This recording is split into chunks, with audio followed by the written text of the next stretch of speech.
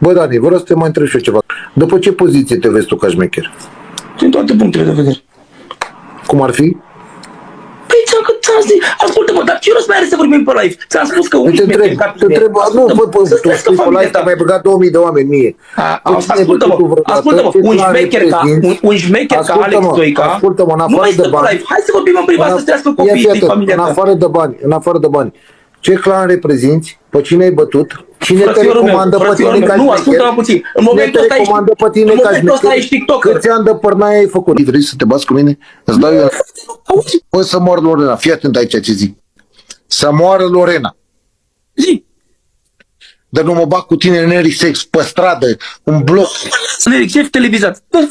Da, televizat, când vrei tu. Dacă mă bați, Bă, dacă te bat, te și bate și cer după. bine, ok. Eu numărul lui Sănică, acum mă sun. Fii atent, ca tu să te bați cu mine, ca eu să fiu prezent, tu să te bați cu mine, Da, tu trebuie să-mi dai mie da, $1. așa. Facem contractul, auzi? Contractul care se... Fără 0 lei. Exact, 0 lei și eu și tu.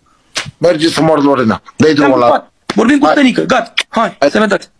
Pa.